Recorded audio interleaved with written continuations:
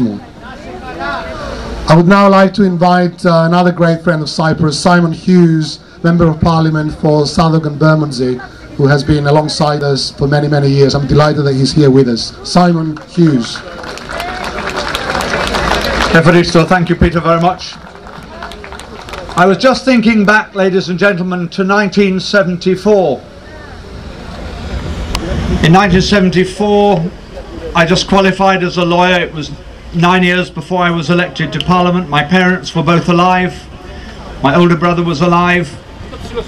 The Liberal Party was the Liberal Party. There was no Liberal Democrats in those days. And many of you in this audience, the men in particular, had brown hair where you now have white hair, or hair when you now have no hair.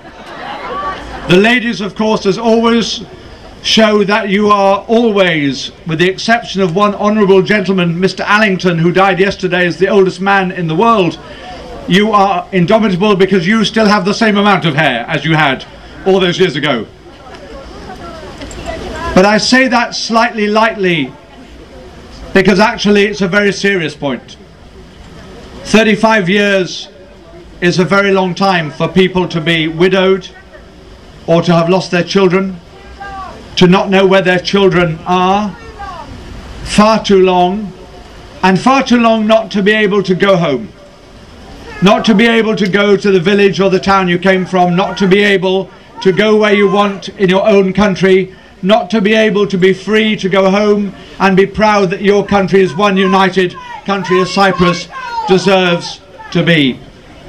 And we're here because some of us along that journey have walked with you, because we believe that a serious legal and international wrong was done 35 years ago, and we will not be satisfied until what was done is undone and until the international community puts right what has not been put right in all that time. That's why we're here.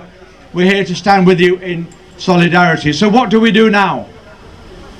Firstly, like Teresa, I applaud the fact that we have, thank God, a Court of Justice in the European Communities and a European Court of Human Rights in Strasbourg, and what they decide is the ultimate judicial decision for our continent and for the member countries. And I enforce as loudly and clearly as I can that the message must be clear, that property rights cannot be transferred by illegal occupation, that property rights stay and are a matter of legal right. And that message must be understood north of the line as well as beyond the frontiers of Cyprus. But we are politicians, those of us on this platform, and so I want very simply, as I congratulate my colleagues in the Liberal Democrats, in Labour and Conservatives and other parties who are elected to the European Parliament, to ask you to join me in making sure that in the coming months there are three very simple but absolutely clear priorities. The President of Cyprus is engaged in talks, as he has been for some months. Most recently they've been about crossing from the north to the south, crossing the line. But these talks must not be allowed just to slow down or become diffuse or disappear. This is the great opportunity, led by the President democratically elected in Cyprus. And so it must be a priority for the British government that there is a successful, just and fair conclusion of the talks. And the first message is to Gordon Brown in his remaining months in office, because there must be a general election by June of next year, and to David Miliband, for God's sake, make this a priority of your foreign policy. Don't put it at the bottom of the list. If you can't sort out democratic rights in your own continent, it's a bit difficult to claim moral authority to do it in the rest of the world. Please understand, you have to get these things sorted out at home in Europe first. And the second message is to our colleagues like Mary, my colleague Sarah Ludford, all the others elected to the European Parliament. You've just been given a mandate for 5 years. Use your influence in the European Parliament with other countries. Use your influence with the ministers, use your influence with the Commission, use your influence with Mr. Barroso to say this must be a European Union priority, because the European Union can't go round the world talking about justice and human rights if it can't put its own house in order first.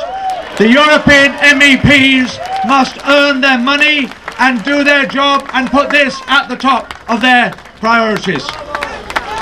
And the third thing is this: there are a few of you who may not be Liberal Democrats. I accept that.